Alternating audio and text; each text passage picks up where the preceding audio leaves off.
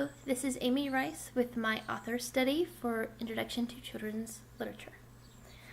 The author that I chose to do my presentation on is Lucy Maud Montgomery, or better known as L.M. Montgomery. She's remembered for writing the Anne of Green Gables series, among some other books, quite a few other books actually. This series of books about Anne Shirley is one of the two series of books that I read as junior high and into high school that really had an impact on me. Between this book and then the Little House on the Prairie series by Laura Ingalls Wilder, these two series, I just loved them. The language they used, how it was written, just how descriptive and how otherworldly, and just the creative imagination of the character really kind of captured my fancy, I guess, and I really loved them. And so Lucy Maud Montgomery was just kind of a natural choice for me to give my presentation on. For her biography, L.M. Montgomery was born on November 30th in 1874. She was born on Prince Edward Island in Canada. Her parents were Hugh John Montgomery and Clara Wooner McNeil. Her mother, Clara, passed away when Montgomery was still very young, I think about 3 years old. And her father sent her to her maternal grandparents' farm in Cavendish to live. He ended up going out to the Northwest Territories, and he eventually remarried. Lucy did join them for a while, but she was homesick, and so she ended up going back to Cavendish and spent the remainder of her growing up years on her grandparents' farm. Despite the fact that she had a fairly large extended family, later on in life, she shared that she felt very lonely and isolated at times, and to help cope with this, she created these wonderful worlds and different places to escape in her imagination. And you can see that weight of creating different worlds and escaping, that would carry over into her books as well. After completing her education in 1894, she went on to become a public school teacher for a number of years. Eventually, after her grandfather's death, she moved back to her family farm with her grandmother, and she took up writing full-time. Eventually, she married a Presbyterian minister, had a couple children, and when she frequently moved around within her adulthood as well. But through all of that, she continued to write for the rest of her life, and she published more than 24 full novels, as well as numerous other short stories and poems. The selection that I have to read to you is actually not the original book, the first book, Anne of Green Gables. The book I'm going to read is, I believe, the 6th in the series. It's Anne of Ingleside.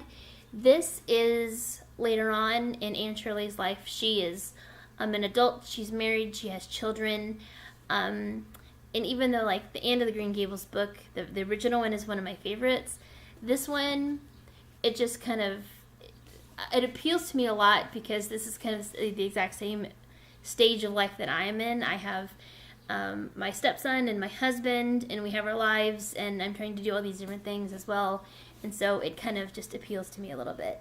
As you can see, this book, I'm borrowing it from one of our local libraries. It's kind of an older edition. I think the copyright for this one is, let's see here, it's 1939. I don't know if you can see that. So it's quite an older book. I really like it because it has the fancy decorative kind of things in it, like the title page is all fancy, and I like that. I think that's kind of cute. Anyway, so I'll read chapter 1, Anne of Ingleside by L.M. Montgomery. "How white the moonlight is tonight," said Anne Blythe to herself as she went up the walk of the Wright garden to Diana Wright's front door, where little cherry blossom petals were coming down the salty breeze-stirred air. She paused for a moment to look about her on hills and woods that she had loved in olden days and loved still. Dear Avonlea, Glen St. Mary was home to her now, and had been home for many years. But Avonlea had something that Glen St. Mary could never have. Ghosts of herself met her at every turn. The fields she had roamed in welcomed her. The unfading echoes of the old sweet life were all about her. Every spot she looked upon had held some lovely memory. There were haunted gardens here and there, where bloomed all the roses of yesteryear. Anne always loved to come home to Avonlea, even when, as now, the reason for her visit was a sad one. She and Gilbert had come up for the funeral of his father, and Anne had stayed for a week. Marilla and Mrs. Lynde could not bear to have her go away too soon. Her old porch gable room was always kept for her, and when Anne had gone to it the night of her arrival, she found that Mrs. Lynde had put a big, homey bouquet of spring flowers in it for her, a bouquet that, when Anne buried her face in it, seemed to hold all the fragrances of forgotten years. The Anne who used to be was waiting there for her. Deep, dear old gladnesses stirred in her heart. The gable room was putting its arms around her, enclosing her, enveloping her. She looked lovingly at her old bed, with the apple leaf spread Mrs. Lynde had knitted, and the spotless pillows trimmed in the deep lace that Mrs. Lynde had crocheted, at Marilla's braided rugs on the floor, and at the mirror that had reflected the face of the little orphan, with her unwritten child's forehead, who had cried herself to sleep there that first night so long ago. Anne forgot that she was the joyful mother of 5 children, with Susan Baker again knitting mysterious booties at Ingleside. She was Anne of Green Gables once more. Mrs. Lynde found her still staring dreamily in the mirror when she came in bringing clean towels. "It's real good to have you home again, Anne, that's what.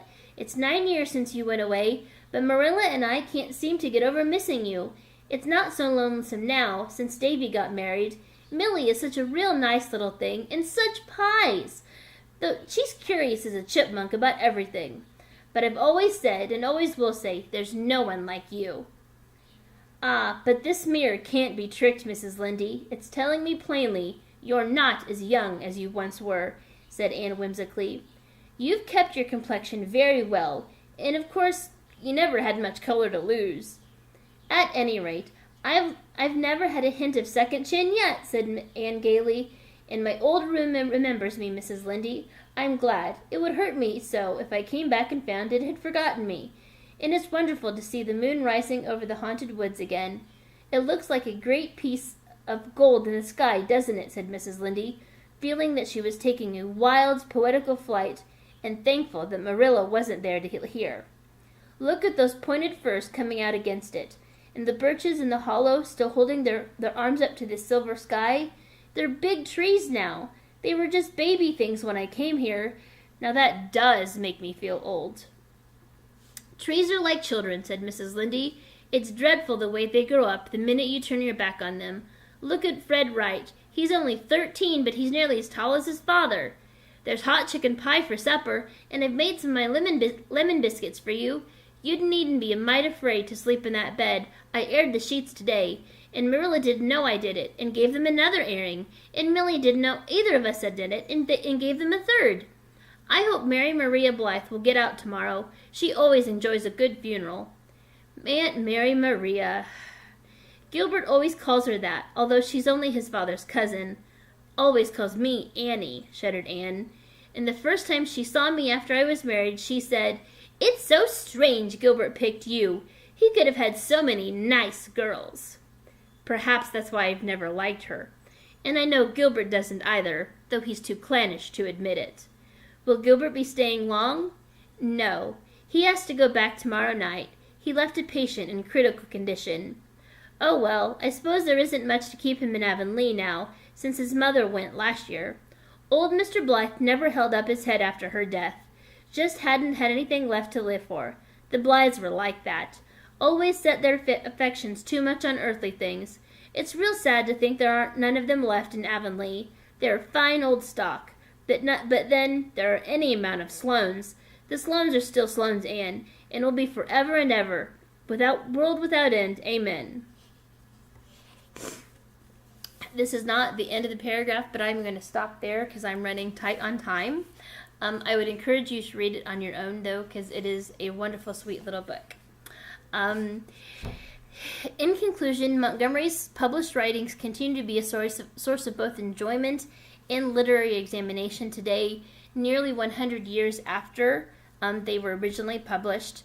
Anne Shirley, or in this book, Anne Blythe, because she's married, the main character of the Anne of Green Gables series, is considered to be one of the most iconic and most beloved characters in children's literature. Montgomery's creative and descriptive language, the vivid details, on the altogether completeness of the worlds that she creates, they've ignited the imagination of now generations of children.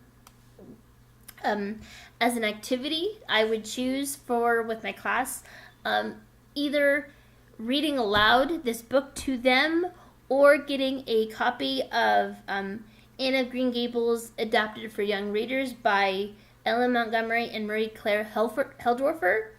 I'm having them read that independently. After we read the books, I would have them create a story quilt of the book. I'd instruct students to draw a picture of their favorite scene from the book, encourage creativity, have them use colors, add in dialogue and characters and background to make it as elaborate as possible, and then glue their pictures onto construction paper, then punch 4 holes in each corner of the construction paper and loop them together, like each student's pictures, loop them together with either string or yarn, and you will create a type of patchwork quilt, and then you can display that either in the classroom or in some other public area of the school to have the whole school see that. So yeah, that is, I think, a fun activity that students would enjoy and a great way for them to just kind of think about their most cherished parts of the books and the things that they enjoyed most about it as well. Thank you for listening to my presentation, and I hope that you have a good day. Thank you very much.